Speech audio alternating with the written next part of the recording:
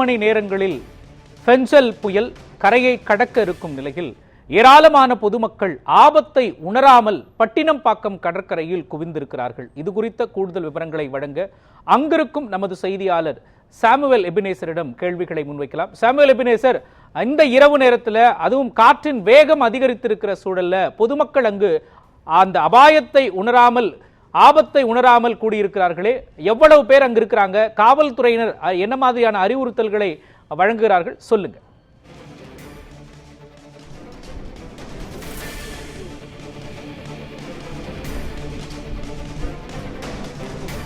மோகன், இந்த பெஞ்சன் புயலானது 9:30 மணி அளவில் கரையை கறக்கும் என தெரிவிக்கப்பட்டிருந்த நிலையில் தற்பொழுது இந்த மெரினா மற்றும் பட்டினப்பாக்கம் உள்ளிட்ட கடலோர பகுதிகளில் காற்றின் வேகமானது அதிகரித்து காணப்படுகிறது. குறிப்பாக இங்கே பொதுமக்கள் யாரும் கடற்கரைக்கு செல்ல வேண்டாம் என காவல்துறை சார்பாக தொடர்ந்து அறிவுரையானது வழங்கப்பட்டிருந்தும் கூட இந்த நாள் இந்த பெஞ்சம் புயலை காண்பதற்காக, இந்த கடலின் சீற்றத்தை காண்பதற்காக தற்பொழுது ஏராளமான பொதுமக்கள் இந்த பட்டினப்பாக்கம் கடற்கரை அருகே அதிக அளவில் குவிந்திருக்கின்றனர். குறிப்பாக பார்த்தோமானால் காவல்துறையினர் 100 அடிக்கு, அதாவது ஒருவர் மற்றும் 60 அடிக்கு ஒருவர் என காவல்துறை நிற்க வைக்கப்பட்டிருந்தாலும் கூட இந்த புழுதி புயலின் தாக்கத்தால் இங்கு இருக்கக்கூடிய காவலர்களால் தொடர்ந்து இந்த பணியிலும் ஈடுபட முடியாத சூழ்நிலை ஏற்படுகிறது. ஆனால் இந்த பட்டினப்பாக்கம் பகுதியை பொறுத்தவரை கடல் ஒட்டியே சாலை செல்வதால் இங்கு ஏராளமான பொதுமக்கள் கார்களில் தங்கள் குடும்பத்தினரோடு இந்த கடலின் சீற்றத்தை காண்பதற்காக வந்து கொண்டிருக்கக்கூடிய காட்சி நம்மளால் பார்க்க முடிகிறது. அதே போல மாநகராட்சி அதிகாரிகளும் தொடர்ந்து இங்கு வருகின்றனர். அதே போல இந்த போஸ்டல் கார்டு துறையினரும் தொடர்ந்து இந்த ரோந்து பணியில் ஈடுபட்டு வருகின்றனர்.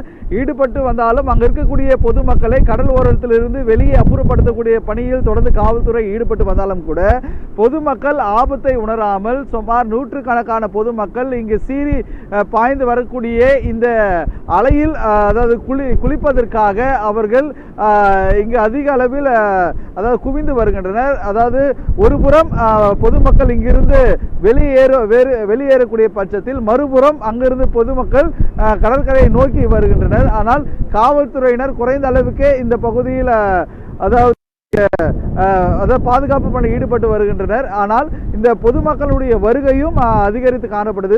குறிப்பாக நேற்று காலை இரவு முதலே சென்னையில் பல இடங்களில் தொடர்ச்சியாக மழை பெய்து இருந்த நிலையில் இந்த புயலானது தற்பொழுது இந்த கடலை கறக்கக்கூடிய நிலையில் தற்பொழுது கடந்த 1 மணி நேரத்துக்கு மேலாக மழையானது இல்லாத காரணத்தால் பொதுமக்களுடைய வருகை அதிக அளவு இந்த பட்டினப்பாக்கம் பகுதியில் இருக்கிறது. குறிப்பாக இருசக்கர வாகனங்களில் வரக்கூடிய இளைஞர்கள், அதே போல கார்களில் தங்கள் குடும்பத்தினோடு பிள்ளைகளோடு ஆபத்தை உணராமல் பொதுமக்கள் இந்த கடலின் சீற்றத்தில் தங்கள் விளையாடி மகிழக்கூடிய காட்சிகள் நம்மால் பார்க்க முடிகிறது. ஏனால் காவல்துறையினரும் தொடர்ந்து பொதுமக்களை இங்கிருந்து அப்புறப்படுத்தக்கூடிய பணியில் ஒரு புறம் ஈடுபட்டாலும் கூட பொதுமக்களின் வருகையானது அதிக அளவில் காணப்படுகிறது. அதே போல இந்த பட்டினப்பாக்கம் பகுதியில் நாம் நின்று கொண்டிருக்கிறோம். இங்கு மீனவர் விசைப்படகுகள் அதிகம் நிறுத்தக்கூடிய பகுதியாய் இந்த பகுதி இருக்கிறது. கடல் ஓரங்களில் நிறுத்தி வைக்கப்பட்டிருக்கக்கூடிய அந்த விசைப்படகுகளை தற்பொழுது இங்கே டிராக்டர் மூலமாக கரை ஓரம் இருக்கக்கூடிய அந்த விசைப்படகுகளை கரைக்கு கொண்டு வரக்கூடிய நிகழ்வுகளும் இங்கு தொடர்ந்து நடைபெற்று வருகிறது.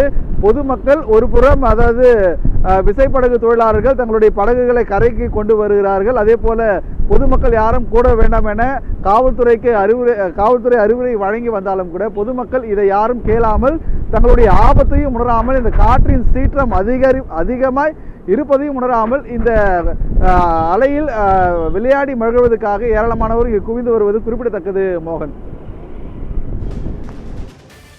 அரசின் அறிவுரையையும் மீறி போலீசாரின் எச்சரிக்கையும் மீறி ஆபத்தை உணராமல் பொதுமக்கள் சிலர் பட்டினப்பாக்கம் கடற்கரையில் குவிந்து கிடக்கிறார்கள். ஆபத்தை உணராமல் அவர்கள் இருக்கக்கூடிய சூழலில் குறிப்பாக கடந்த 1 வாரமாக கடலுக்கு செல்லாமல் மீன் பிடிக்காமல் அங்கிருக்கக்கூடிய மீனவர்கள் நிறைந்த பகுதி பட்டினப்பாக்கம் பகுதி.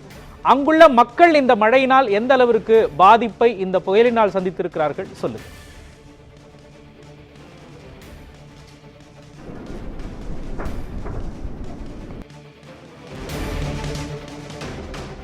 பட்டினப்பாக்கத்தில் பொதுமக்கள் கடந்த ஒரு வார காலமாக இந்த புயலின் சீற்றத்தால் தமிழக அரசு அவர்களுக்கு அறிவுறுத்தியிருந்தபடி யாரும் கடலுக்கு செல்ல வேண்டாம், கடலின் சீற்றம் அதிகரித்து காணப்படும் என்பதற்காக ஒரு வார காலமாக அவர்கள் தங்களது அறிவுறுத்தலின்படி யாரும் கடலுக்கு செல்ல வேண்டாம், கடலின் சீற்றம் அதிகரித்து காணப்படும் என்பதற்காக ஒரு வார காலமாக அவர்கள் தங்களது மீன்பிடி வேலைக்கு செல்லாமல் அவர்கள் அதாவது இருந்து வந்தனர். அதே போல இந்த பகுதியில் பார்த்தோம்னால் பெருமான அளவு பாதிப்பு என்பது அதிக அளவு இல்லை. ஏனென்றால் இந்த காற்றின் வேகமானது இன்றுதான் வேகமாக அதாவது இந்த காற்றானது அடித்து வருகிறது. இந்த காற்றின் அந்த சூறாவளி காற்றால் இந்த கடல் மணல் அனைத்தும் தற்போது புழுதி போல அந்த பகுதியில் இருக்கக்கூடிய வீடுகள், கடைகள் மற்றும் சாலைகள் தெரியாத அளவு மணல் கோபுரம் போல இங்கே இந்த புழுதி மணல்களானது சாலை நிரப்பி இருக்கக்கூடிய காட்சி பார்க்க முடிகிறது.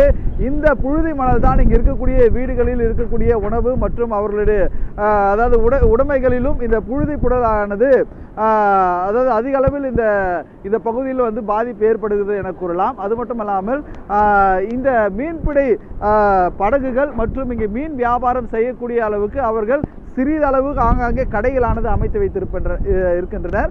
அந்த கடைகளில் இருக்கக்கூடிய அதாவது இந்த காற்றின் தாக்கம் அதிகமாக இருப்பதால் அந்த கடையில் இருக்கக்கூடிய அதாவது பலகை மற்றும் அதே போல் அந்த இரும்பலால் ஆன ஷீட்டுகளால் பறந்து வராத வண்ணம் அதை கட்டி வைக்கக்கூடிய நிலையம் ஏற்படுகிறது. அதனால் பொதுமக்கள் யாரும் இங்கே வர வேண்டாம் எனவும் காவல்துறை சார்பாக தொடர்ந்து அவர்களுக்கு அறிவுரையானது வழங்கப்பட்டு வந்தாலும் கூட அதாவது இங்கே இருக்கக்கூடிய இந்த மீன் கடைகளில் சிறிய சிறிய கடைகளானது ஏராளமான கடைகளானது இங்கே சாலை ஓரங்களில் அமைக்கப்பட்டிருக்கிறது. அந்த கடைகளில் வைத்திருக்கக்கூடிய அந்த தகரங்கள் இந்த காற்றினால் பறந்து வரக்கூடிய அபாயம் ஏற்படுவதால் காண்பதற்காகவும் அதே போல இதுல குளித்து மகிழ்வதற்காகவும் அதிக அளவில் வந்து கொண்டிருக்கிற காட்சி பார்க்க முடிகிறது. மோகன்,